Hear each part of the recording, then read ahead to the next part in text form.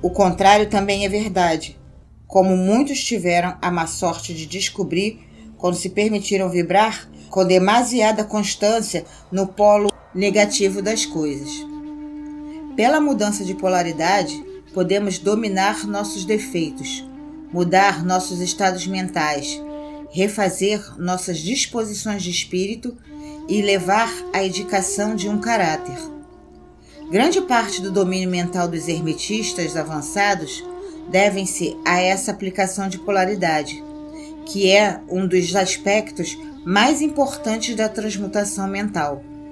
Tenham em mente o axioma hermético, já aqui citado, que diz: a mente, assim como os metais e os elementos, pode ser transmutada de estado em estado, de grau em grau, de condição em condição, de polo em polo, de vibração em vibração. O Kybalion. O domínio da polarização é o domínio dos princípios fundamentais da transmutação mental ou da alquimia mental. Porque, a não ser que adquira a arte de mudar sua própria polaridade, ninguém poderá viver em seu entorno. A compreensão perfeita desse princípio tornará a pessoa apta a mudar sua própria polaridade, bem como a dos outros, caso se disponha a dedicar parte do seu tempo ao estudo e à prática necessários para possuir tal arte. O princípio é verdadeiro, mas os resultados obtidos dependem da paciência e da prática persistente do estudante. O ritmo pode ser neutralizado pela aplicação da arte da polarização, o Kybalion.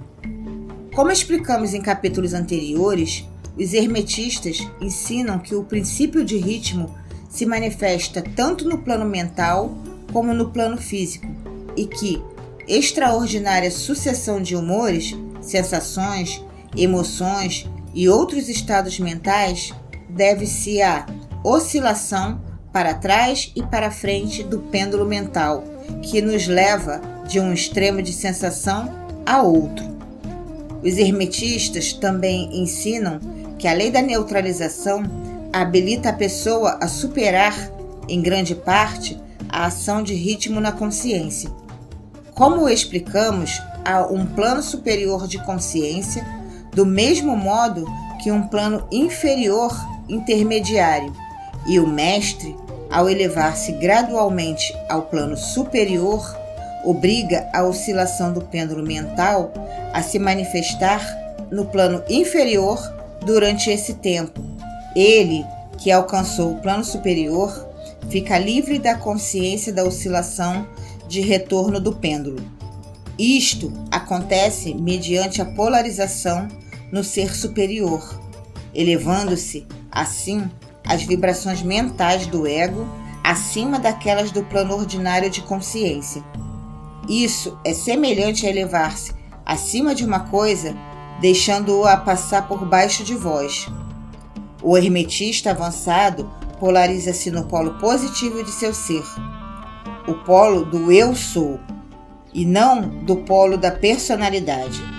E pela recusa e negação da ação de ritmo, eleva-se sobre seu próprio plano de consciência e, permanecendo firme em sua manifestação do ser, permite que o pêndulo oscile para trás no plano inferior sua polaridade. Isso pode ser realizado por todas as pessoas que atingiram qualquer grau de autodomínio, quer compreendam a lei, quer não. Tais pessoas simplesmente se recusam a deixar-se mover-se pelo pêndulo dos humores ou emoções e, afirmando categoricamente sua superioridade, permanecem polarizadas no polo positivo.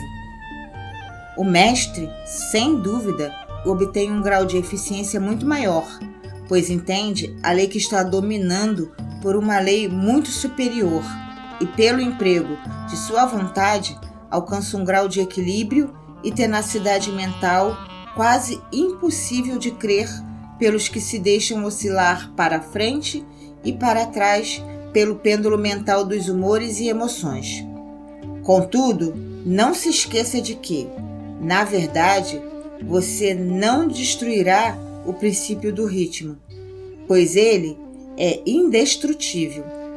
Você pode simplesmente sobrepujar uma lei contrabalanceando-a com outra e, desse modo, assim manter-se em equilíbrio.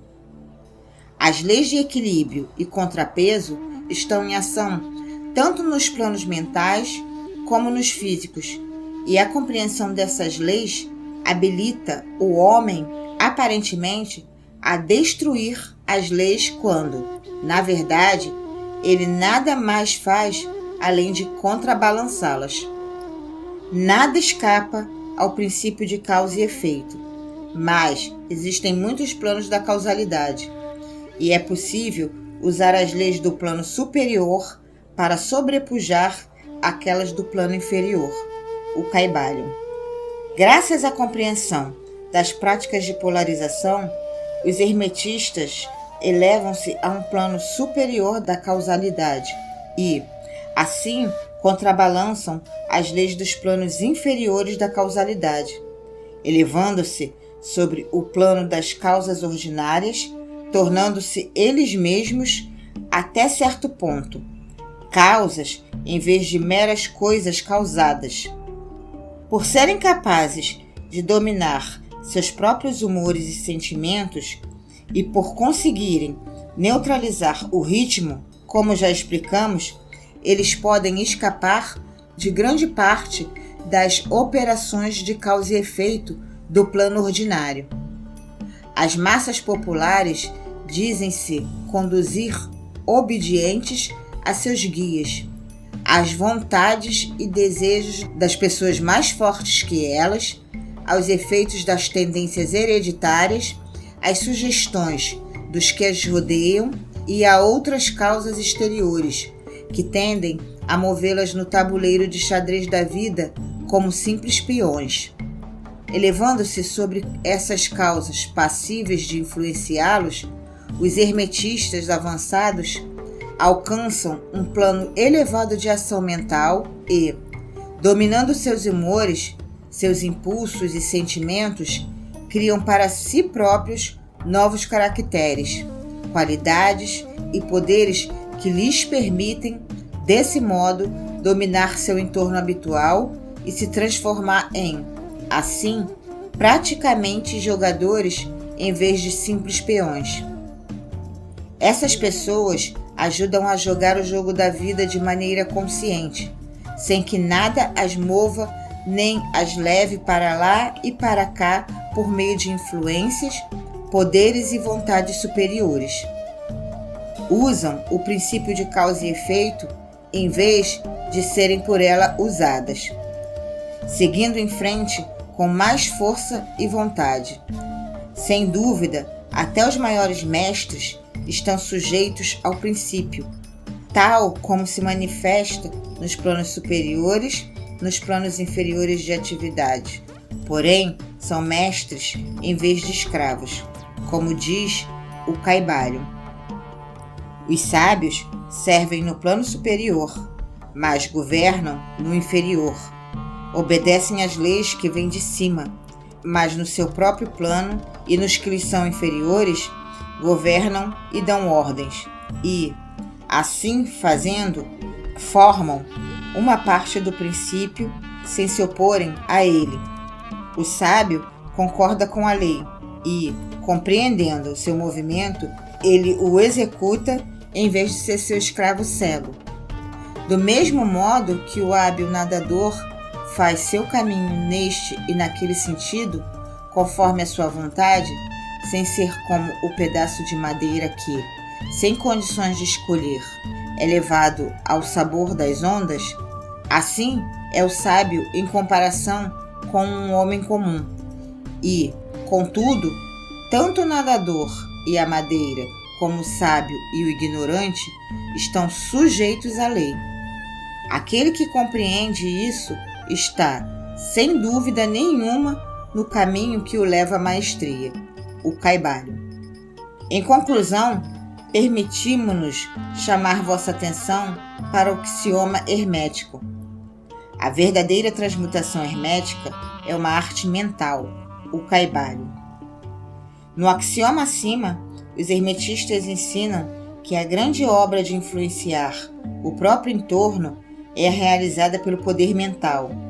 Sendo o universo totalmente mental, é evidente que só pode ser regido pela mentalidade. E nessa verdade contém a explicação de todos os fenômenos e a manifestação de todos os diversos poderes mentais que vêm atraindo tanta atenção e têm sido tão estudados nesses primeiros anos do século XX. Por baixo e por trás dos ensinamentos dos diversos cultos e escolas permanece, sempre constante, o princípio da substância mental do universo. Se o universo é mental em sua natureza substancial, segue-se que a transmutação mental pode mudar as condições e os fenômenos do universo. Se o universo é mental, segue-se que a mente será o poder mais elevado que influencia seus fenômenos. Se essa verdade for bem compreendida, então se conhecerá a verdadeira natureza de tudo aquilo que se costuma chamar de milagres e prodígios. O todo é mente, o universo é mental. O caibalho. Fim.